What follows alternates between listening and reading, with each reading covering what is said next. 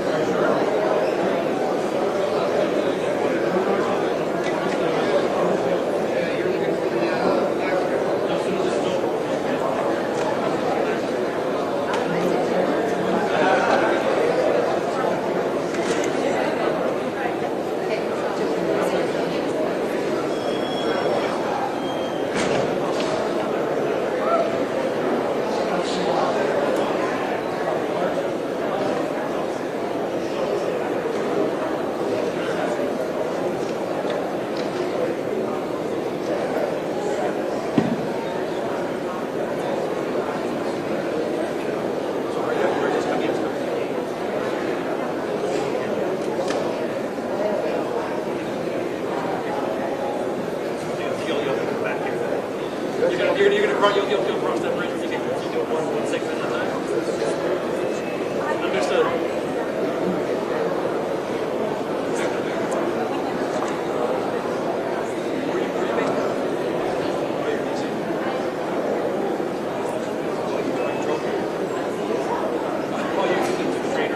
Folks, we're going to get started in just like 2 minutes, okay? Sorry for the wait.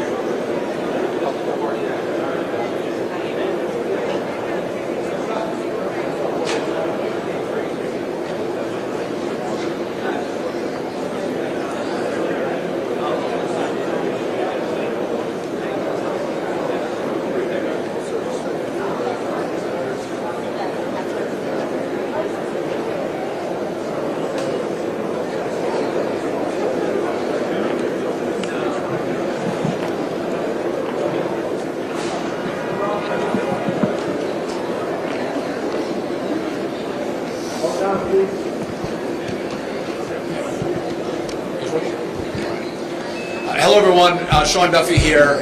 Thank you for coming out. We're going to give you an update on Newark. I'm here with Chris Rushlow, the acting administrator of the FAA, Sarah McKeon from the Port Authority. She's the Newark Airport Director of Aviation, as well as Scott Kirby, the CEO of United Airlines, and Tom Kane, one of New Jersey's finest in Congress.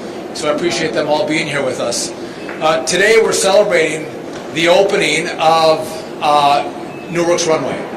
And this is a 60-day project that actually is completed 13 days early. And we all couldn't be more grateful to the Port Authority, everyone who worked so hard, the unions, labor that worked to make sure this happened. They were working around the clock, 24/7, to make sure they could complete the project before that 60-day time frame. And what is interesting is I think you were going to beat the time frame by a couple days, but when they saw some of the issues that were happening here at Newark, they actually ramped it up even more. And again, this is a great day to celebrate the opening of the runway. And it goes to a broader point in regard to the issues that we're having here. What you're seeing is everyone who touches the problem is giving their full-hearted effort. They're leaning into the problem and helping fix the problem. From the Port Authority, again, 13 days early, opening the runway today. But you've also heard we have a telecom problem. And so we had a glitch in the system. The FAA did a remarkable job fixing the glitch in our software. But then Verizon stood up and said, you know what? We are going to make this a priority. We're going to fix the not-so-great line that goes from the Philly Tracon up to N90 here in New York. And they did that in record time, in less than a month's time. Now, that new fiber line's not stood up yet because we're testing it right now. It has to be tested. The FAA has some pretty laborious testing procedures, which is, we appreciate that, Chris, thank you. But that process is underway and again happening very quickly. By the way, after that we're laying fiber from N90 to Newark, but the line from N90 to Newark has not been a real issue for us. So again, everybody who touches the problem stands up and helps fix the problem. In regard to controllers, so that's been a big topic of conversation. You all know that we're 3,000 controllers short across the country right now, and that has been seen probably to the biggest extent at the Philly Tracon, which services the Newark Airport. And so just some background numbers. There's 22 controllers at Philly. There's 5 supervisors. 6 of those 22 controllers are on leave right now. So there's only 16 controllers that work the Philly Tracon. However, there are 16 controllers who are training right now for the Philly at the Philly Tracon for this airspace, and most of them are experienced controllers. And so on a rolling basis, over the next year, we're going to have more controllers come online into the Philly Tracon. In addition, we just brought in another 6 trainees into the Philly Tracon to also train up. So the problem we're seeing with controllers, it can't be fixed overnight.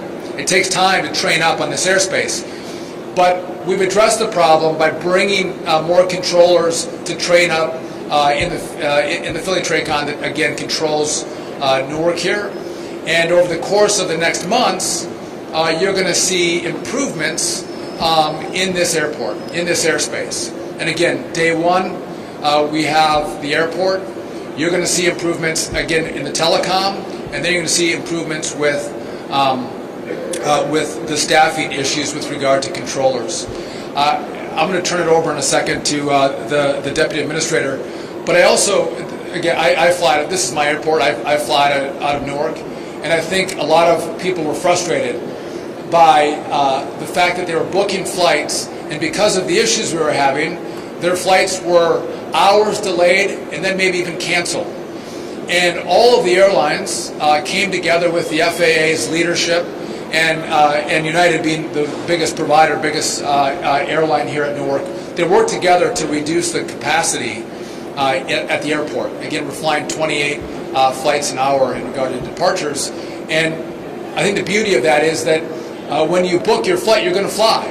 Again, you don't want to book and wait 2 hours and be canceled. If you book, you want your plane to take off. And so we're at an agreement now where, again, if you come to this airport, Chris or Scott said we've got some even better pricing right now at Newark. So if you want to book at Newark, you might get a little better deal if you're coming out of this airport. But if you book, you fly, and that's critical. That's important.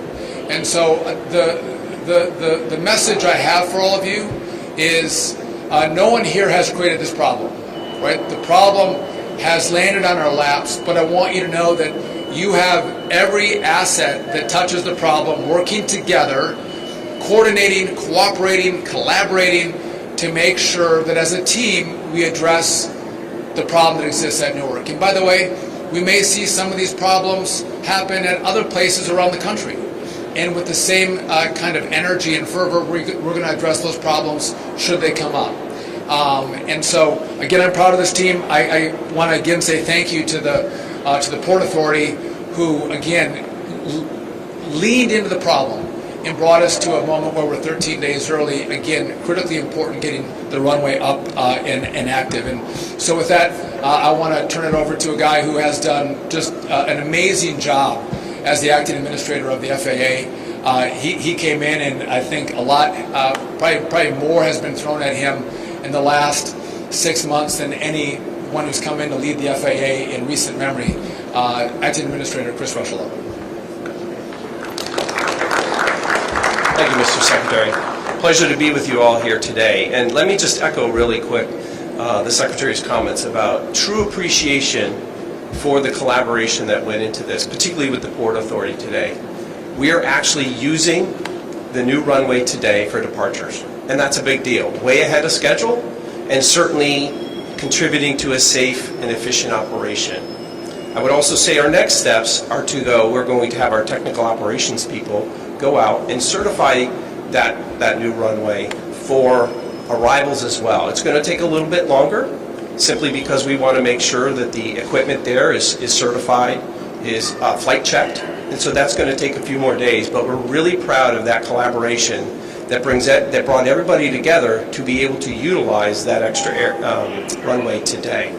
I would also note that, as the Secretary talks about, a lot of the work that went into this in advance, so we're running a 28 arrival rate right now. Once we certify that extra runway with the new arrival instrument landing systems, we'll be able to move up to 34 rate arrival per hour. Again, a lot of that has to do with the collaboration that went into it with the airlines, with the Port Authority, in order to make sure that we're supporting a smooth and efficient and reliable air transportation system for the summer with everybody involved. So it's a real pleasure to be here today. I'm very proud of the work we've done in collaboration, particularly the FAA technical operations and controllers. As the Secretary talks about, there's a lot of work to be done, but we're in there every day. They care about the safety of the system. That's job one for us. And so again, none of this comes together as part of our aviation safety ecosystem unless everybody's putting in, particularly with the airlines when we talk about reducing delays and disruptions over the summer. So with that, I will turn it over to Sarah McKeon from the Port Authority.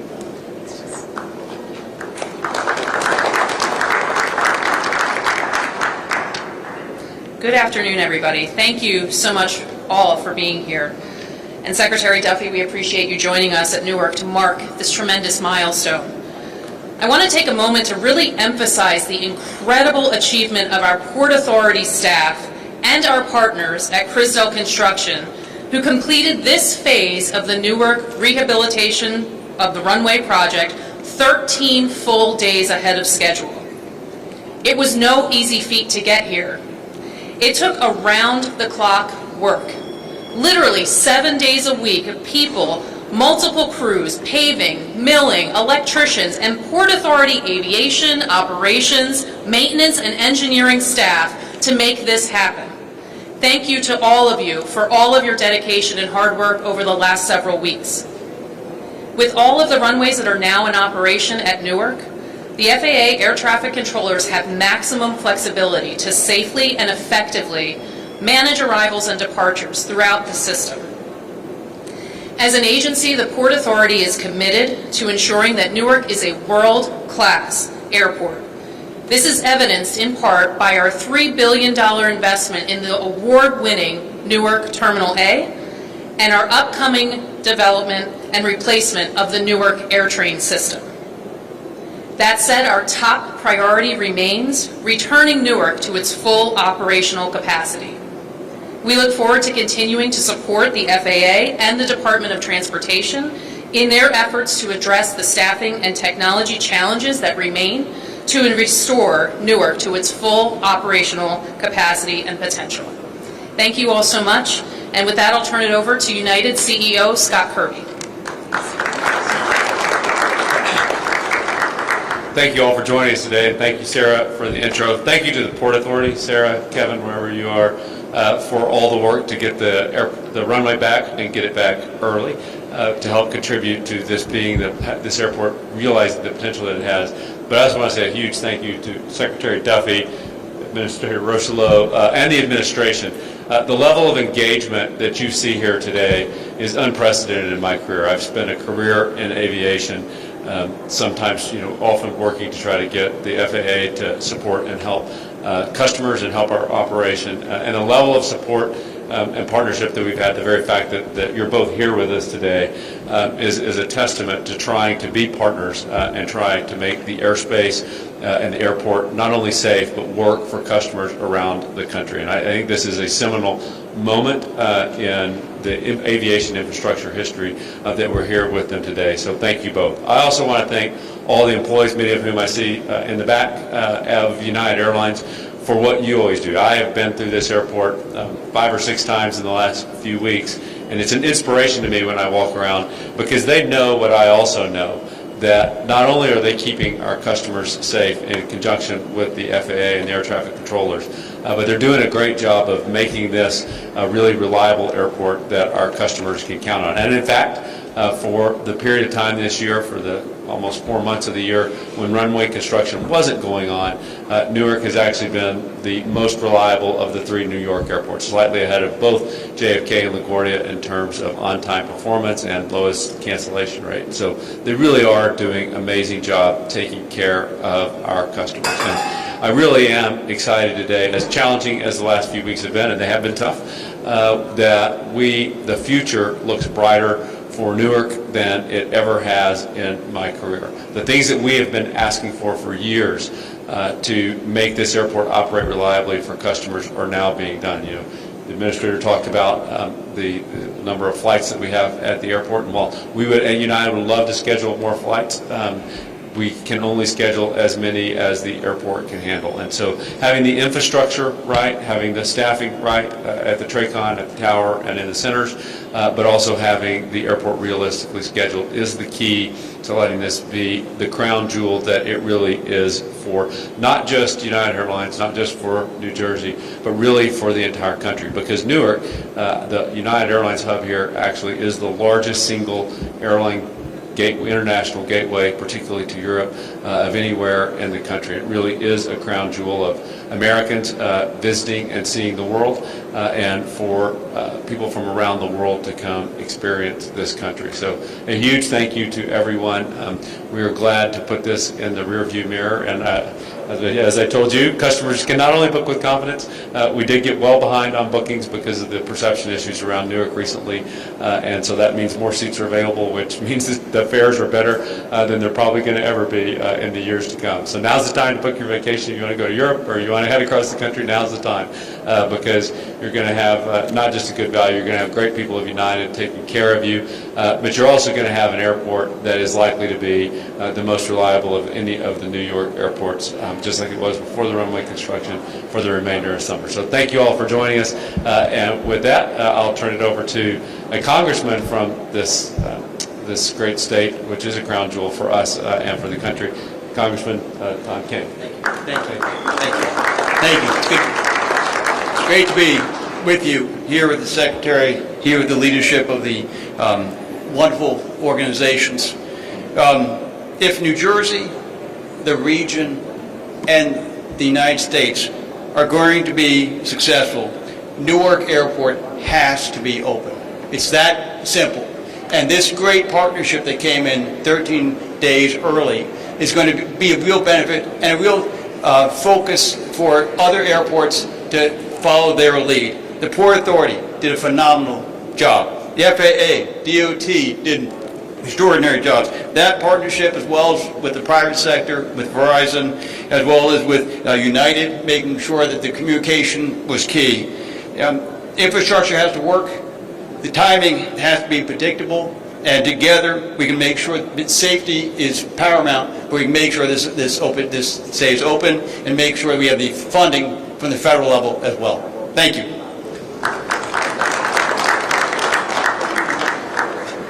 All right, we're happy to take any of the questions you may have for us. Yes.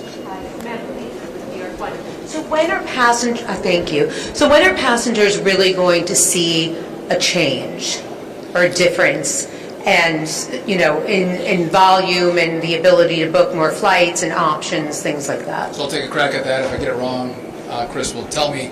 So we're at 28 flights an hour right now.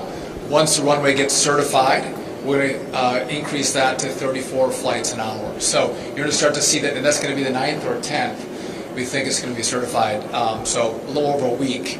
And so then when you'll have more capacity coming out of this airport, and we're going to hold that then for the summer.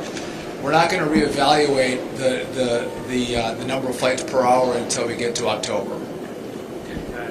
Yeah, I'll just add that from a customer perspective, what's selling right now is that 34 flight. So if you book, you can have confidence that the selling schedules are equal to the 34 that the Secretary said, so you can book with confidence.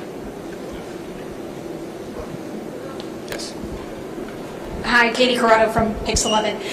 So you had to, particularly United, cancel flights voluntarily, and that is with one runway down. So now that you've added this runway back, can you start adding flights back? Is that in the foreseeable future? They are. So the schedule is now built starting June 15th at 34. It's 28 until then, but the airport's going to easily be able to handle the 28 because the runway's back early.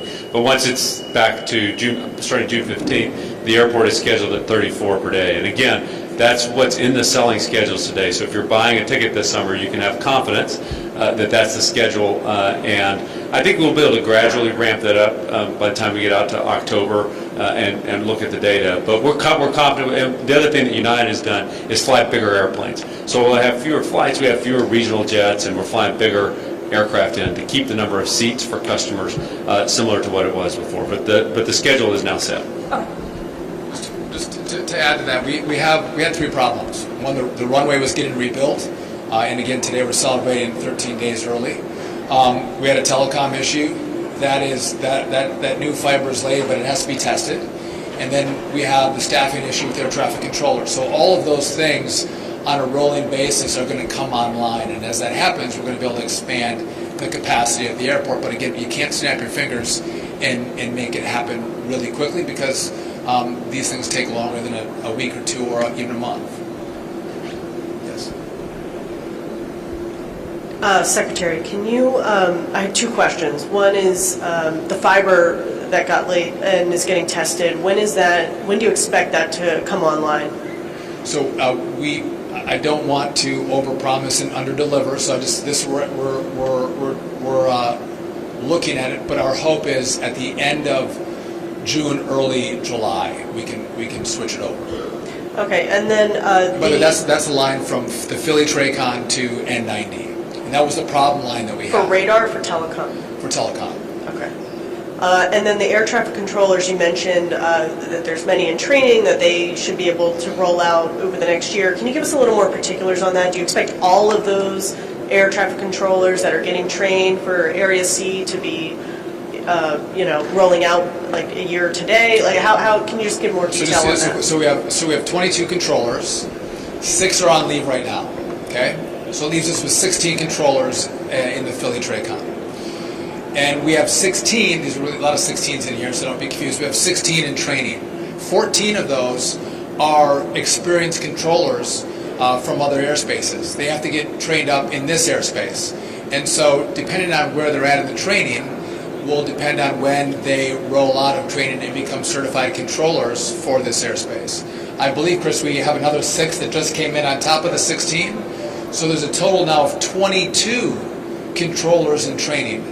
And so it does take time, right? You want to make sure you have well-trained, certified controllers controlling your airspace. And so, again, they won't come out all at the same time, but they'll roll out over the course of the next months up to a year.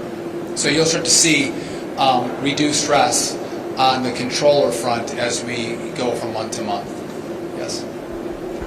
Hi, Tim McNicholas with CBS News New York. A few weeks ago, the FAA announced that they were installing runway incursion devices at 70 airports across the country, but not any airports in New York or New Jersey. Why not install those devices here?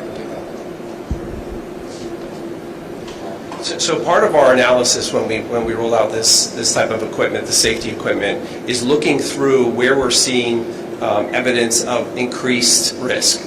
And so what we want to do going into this is identify those airports that have perhaps increased risk and put those safety mitigations in place as early as possible. So that's not to say that those 79 airports are the only airports that we're looking at. We're just constantly rolling through the system to make sure that as we identify these areas for this new technology, we can put that in place and make sure that we're mitigating that risk that we identify kind of in our ongoing safety analysis process.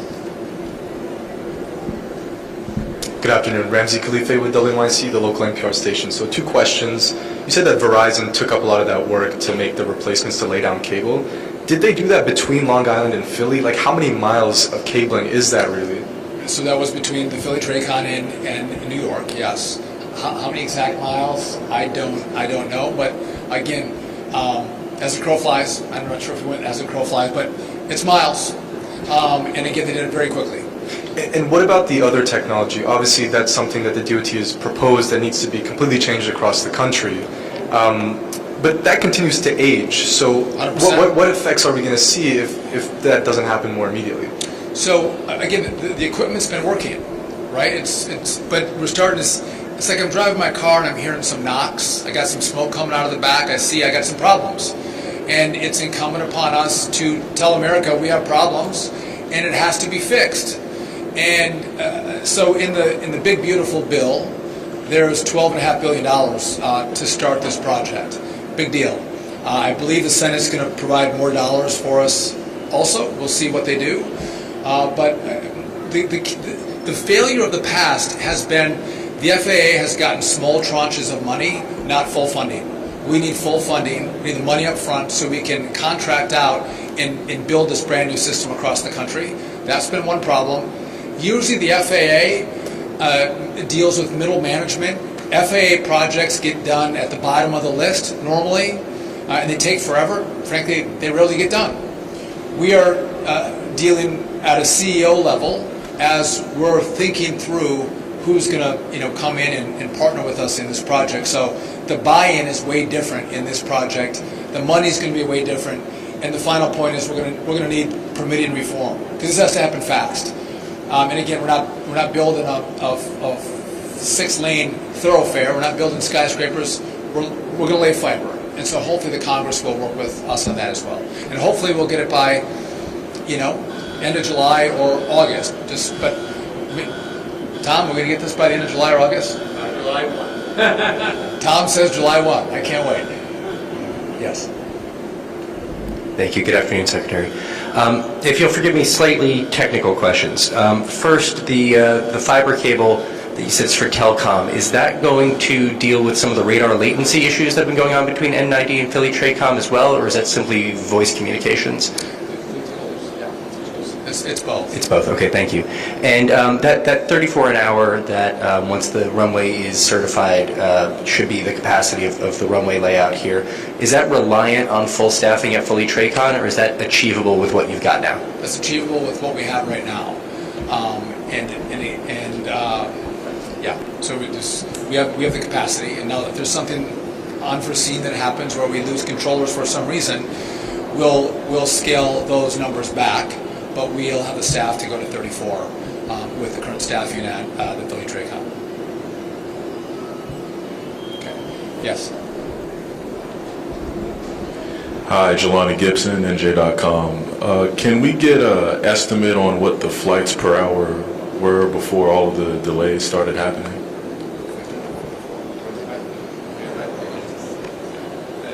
The theoretical capacity of the airport was about 38.5 per hour, so 77 total operations per hour. And sometimes the day, though, it was scheduled at 80 plus. That's historically actually been the challenge at Newark, is that the theoretical maximum was 38.5 per hour, and it was scheduled over that. It would just cause delays that would bleed through the day. And so that's why this is such a seminal and really turning point for not just the near term, but the long term of Newark, is because once you philosophically start matching the number of flights to be equal to the capacity of the airport, it allows the airport to run reliably, as far into the future as you can look. So this is a really big day. This agreement that the FAA drove with the airlines is really a turning point for Newark for the long term. And so just to be clear, you are 4 flights per hour away from the operational capacity? From what it was historically. Okay, got it. Anybody else? Hey, Lauren Simonetti, Fox Business. So when you reevaluate in October, what do you want that number per hour to be? And is the 34 number just United, or is that airport-wide? Yeah, thanks. So that's airport-wide right now, as Mr. Kirby, sorry, as Mr. Kirby described, what we're going to do is monitor that progress through the summer. So we'll watch the nature of the operations. Obviously, weather contributes to some of that as well. And then as we continue to roll new controllers on, new certified controllers, we'll be able to assess kind of where that benchmark is going forward past October. But we'll continue to work that regularly with the airlines that operate and the Port Authority to make sure that we've kind of got a good sense of that as we get into the fall and the winter. Anybody else? To get clarity on the timeline for upping, you're having the inspection June 9th and June 15th is when you'll actually launch the 34 planes an hour? I think the difference is in planning for the 15th, United has their schedule at 34 on the 15th, but the capacity of the airport will be 34 if certified on the 10th. Okay. Correct. Thank you. Magna with Skift. I was wondering, as far as like the funding that you talked about for air traffic control reform, what sort of timeline do you envision for that project? So there's a number of factors, and permitting is a big one, but I believe we can do it in 3 to 4 years. And what you'll see is it's not a whole work project that completes in 3 or 4 years. You'll have airports that are done well before that, right? So we'll upgrade airspaces, TRACONs, towers, and you'll see the benefits as we go from year to year. We hope the completion of all of our airspace will be finished in that 3 to 4 year time frame. If I get the permitting reform, I think we're closer to 3. If we don't, we're closer to 4.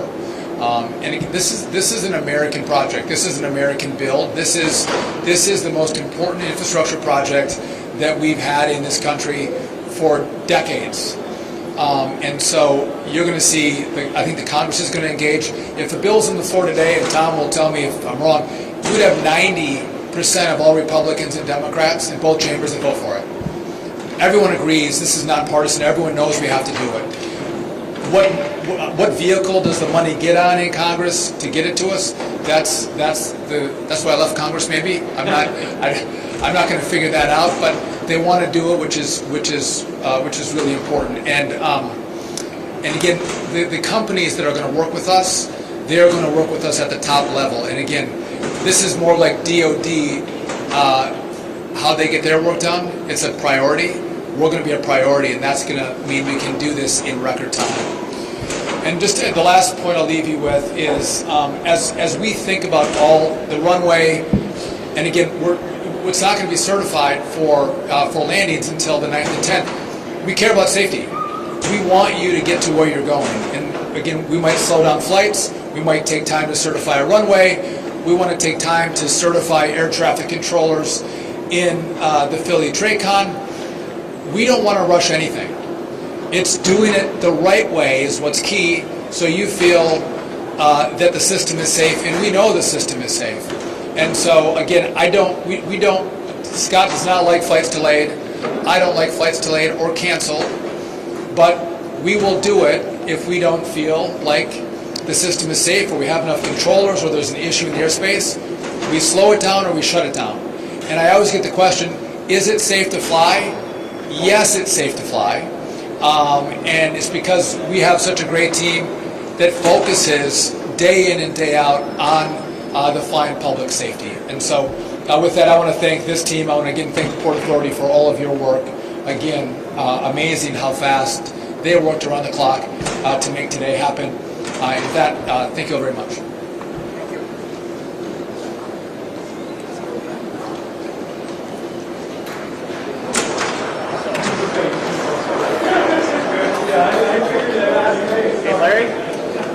got to catch the bus.